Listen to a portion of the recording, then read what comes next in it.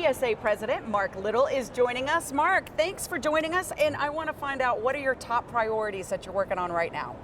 So GSA President is an interesting role in that the bulk of what we have to do is really just running this large nonprofit organization, but I think each president brings in a number of priorities that they're really focused on. And the thing that I've been working on previous to being president and really excited about is expanding the international footprint of GSA. GSA is already an international organization. I think about 10% of the attendees at this meeting are from outside of the United States, but there's a huge potential there. I think particularly in the Caribbean, South America, building more connectivity with geoscientists there, in the African continent, Southeast Asia. So lots of conversations. It's not something that I can really do in 1 year, and it's not something that I can do as an individual, but raising the awareness and building connectivity to really push forward on this international footprint of GSA for the future. Well, it's got to be super important just to make those relationships, for scientists that are based here to be able to even just go to other places and do their research around the world. Yeah. So the thing that's interesting about geoscientists is there's lots of members actually who are based in the United States, based in North America, based in Europe, other places who do work globally already. The twist here is I'm really interested in geoscientists who aren't yet connected with GSA, maybe not yet members of GSA, who are based outside of the United States. So a geoscientist in Mexico, for example, who has great expertise in mountain ranges or hydrology in a particular state or region of Mexico, what are the types of partnerships that GSA could have with that geoscientist or with the geosociety there that could bring value to them, but then also bring more connectivity and value to members that GSA already has. I know you guys recently had your executive retreat, and what were some of the big things that came out of that? Yeah, so this retreat was special this year because GSA is going through a leadership transition. We have a new executive director who'll be coming in very soon. And so the retreat was really designed to give Melanie Brandt, the new executive director, a sense of the fullness of GSA, and we didn't really get into the nitty-gritty details. It was really like, we had a series of conversations about membership and publications and thinking about them on a really strategic level. 10 years from now, what are the greatest possibilities around publications, different ideas about what a publication even means and how people might use it. So it was lots of exciting conversations, very generative, and hopefully will be a good foundation for Melanie once she gets started. Well, and with so many changes as we live in this digital world and continue to expand and continue that reach, I think sometimes a leadership change is a good thing.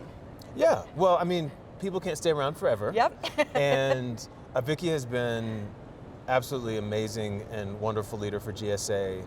And I joked with her when she announced that she was leaving about a year ago that she was joking and not going to leave. But I mean, part of it is like she's ready to step down, the organization aside, right? You've got to have life changes. That happens for all of us. That's right. But we had I think a long but very rigorous process to identify her replacement.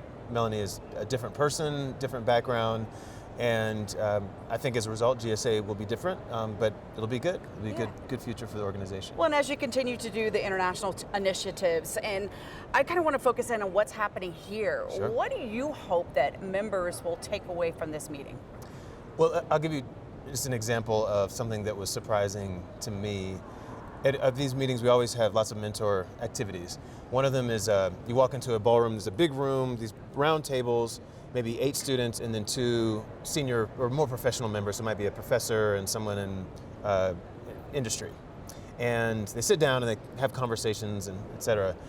All the meetings that I've been to in the past, maybe the first 30 minutes of those sessions are very quiet. People are just not really talking. Students aren't really talking. It's a little awkward. This one, I came in before it started. All the tables were every single table. Oh, good. Almost everybody at each table was talking and interacting.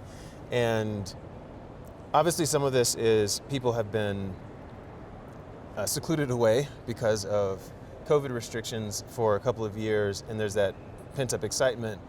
But it's not just, it's actually different than meetings in the past. That vibrancy is more in that space than it was in the past. So I'm hopeful that people will come away from this meeting really understanding what the value of in-person meetings is and what they can get out of it. And it's such a great opportunity to have those face-to-face. If you're a student here, because I know you have quite a few students that are here, and there's somebody that you want to meet with, or if you are looking to meet with somebody from another company, this is that chance to reach out and say, I'm here, can we have a cup of coffee? Exactly, this is that place, and there's all kinds of formats to do. I mean, one thing that GSA does really well is recognize that different people communicate and connect in different ways. So there's the traditional stuff like someone having a poster, you're standing by the poster, someone comes up, you have a conversation, talks as well. But then all these mentorship opportunities, some of them are fairly passive, you just kind of sit down. Others are much more curated and matching people together. We have the Onto the Future program, which is a fully wraparound program where students that this is probably the first meeting, sometimes first generation students, underrepresented minorities, veterans, et cetera, come to the conference, but before they actually come, they've been paired with a mentor. When they come, it's very curated experience for them. One thing also that we started this year is to have more of those types of opportunities for folks once they're past being students.